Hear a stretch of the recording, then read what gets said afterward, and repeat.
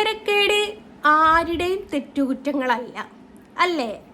അതെ, ഞാൻ ഗുരുവായൂർ കണ്ണനൊരു മാല ചാർത്തുന്നത് ഒരു വീഡിയോ ഉണ്ടായിരുന്നേ. അപ്പോൾ അത് കണ്ടിട്ട് ഒരു പുള്ള ചേച്ചി, പുള്ള എന്ന് പറയുമ്പോൾ നമ്മൾ കുട്ടികളെയാണ് ഉദ്ദേശിക്കൽ, ആ കുഞ്ഞു കുട്ടി ഒരു സ്റ്റേറ്റ്മെൻറ്റ് ഇറക്കിയത് കേട്ടോ ഗൈസ്. ഞാൻ ഗുരുവായൂർ അമ്പലത്തിൻ്റെ ഉള്ളിലേക്ക് കാണിക്കുന്നുണ്ട് പോലും, അതായത് എൻ്റെ പുറകിൽ ഒരുപാട് ആൾക്കാരുണ്ട്, ആ ആൾക്കാർക്ക് വേണ്ടിയിട്ടാണ് ഞാൻ അമ്പലത്തിൻ്റെ ഉള്ളിലേക്ക് കാണിക്കുന്നത് എന്ന് പറയുന്നുണ്ട്. അപ്പോൾ ആ പറഞ്ഞ ആ ചേച്ചിക്കായിട്ട് ഞാനിവിടെ ഒരു വീഡിയോ പ്ലേ ചെയ്യാം. ഇവിടെ ഗുരുവായൂരിൻ്റെ ഉള്ളിൽ കാണാൻ പറ്റും.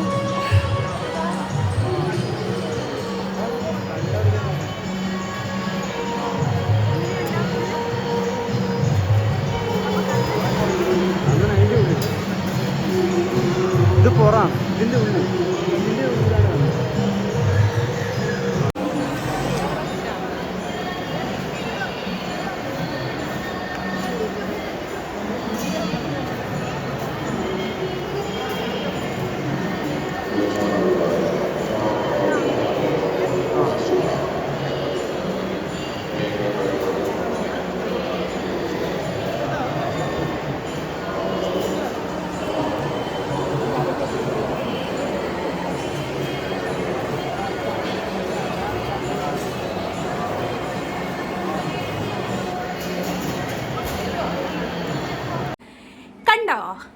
ഗുരുവായൂർ അമ്പലത്തിൻ്റെ ഉള്ളിൽ ലൈവ് പോയിട്ടുണ്ടായിരുന്നു. അവിടെ തന്ത്രിമാർ പൂജ ചെയ്യുന്നതും കാര്യമൊക്കെ. ഈ ഗുരുവായൂരേക്ക് ഉള്ളിലേക്ക് കയറാൻ വേണ്ടിയിട്ടൊരു ക്യൂ ഉണ്ടാവലില്ലേ, നമ്മൾ അങ്ങോട്ട് ചെല്ലുന്ന സമയത്ത് റൈറ്റ് സൈഡിലായിട്ട് അവിടെ വലിയൊരു സ്ക്രീൻ വെച്ചിട്ട് അവിടെ ലൈവ് പ്രോഗ്രാം നടന്നുകൊണ്ടിരിക്കുകയാണ്. അപ്പം ഞാൻ ഈ ഉള്ളിലേക്ക് കാണിച്ചു കൊടുക്കാൻ ശ്രമിച്ച ആൾക്കാർക്ക് ഈ വീഡിയോ എടുത്തങ്ങ് അയച്ചു കൊടുത്താൽ മതിയായിരുന്നുല്ലേ.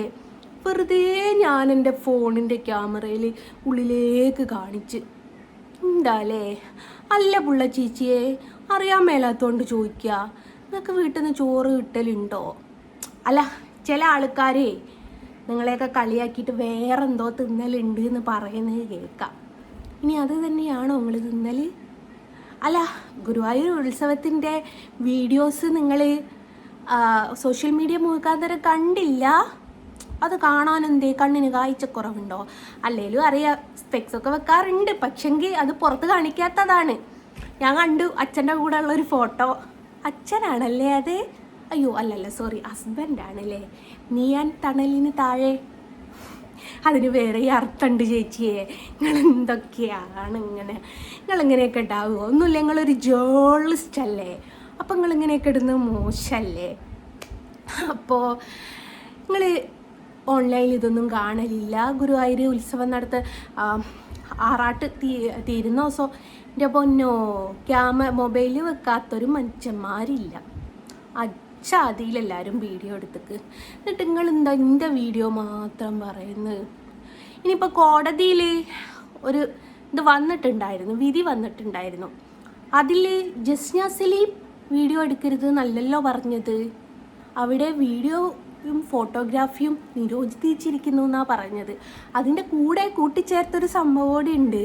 എന്താണെന്നല്ലേ, മതപരമായിട്ടുള്ള ചടങ്ങിനും വിവാഹത്തിനും അവിടെ വീഡിയോഗ്രാഫിയും ഫോട്ടോഗ്രാഫിയും അലോഡാണെന്നൂടി എഴുതിയിട്ടുണ്ട്. അതും നിങ്ങൾ കണ്ടില്ലേ ചേച്ചിയെ? എന്താണ് എൻ്റെ ചേച്ചിയെ, നിങ്ങളൊരു ജേർണലിസ്റ്റ് അല്ലേ, നിങ്ങളിതൊക്കെ ഒന്ന് കാണണ്ടേ ചേച്ചിയെ? അപ്പം ഞാനിങ്ങനെ ഉള്ളിലേക്ക് സൂം ചെയ്ത് കാണിച്ചു കൊടുത്ത ആൾക്കാർ ഇന്നലെ എന്നെ വിളിച്ച് ചോദിച്ചേ, എനിക്ക് ആ സ്ക്രീനിലുള്ള അങ്ങ് കാണിച്ചു തന്നാൽ പോരായിരുന്നോ ഞങ്ങൾക്ക് എന്ന് പറഞ്ഞപ്പോൾ അതല്ലേ സത്യമോ, അതങ്ങ് ചെയ്തു കൊടുത്താൽ മതിയായി. അവിടെ അവർ പൂജ ചെയ്യുന്ന കാര്യങ്ങളൊക്കെ ലൈവായിട്ട് പുറത്തുള്ളവർക്ക് കാണാൻ പറ്റും. പിന്നെ ഞാനായിട്ട് എന്തിനായിരുന്നില്ലേ വെറുതെ കാണിച്ചത്? പറയണം, ആവശ്യത്തിന് വേണ്ടിയിട്ട്. ഞാനൊരു തെറ്റ് ചെയ്തിട്ടുണ്ട്, സമ്മതിക്കുന്നു ഞാൻ. ആ തെറ്റാണ് എന്ന് സ്വയം ബോധ്യം വരുമ്പോൾ ആ ആളെ നന്നാവാൻ വിടുകയാണ് ചെയ്യേണ്ടത്, അല്ലാതെ കുറ്റപ്പെടുത്താൻ വീണ്ടും വീണ്ടും വരികയല്ല ചെയ്യേണ്ടത്.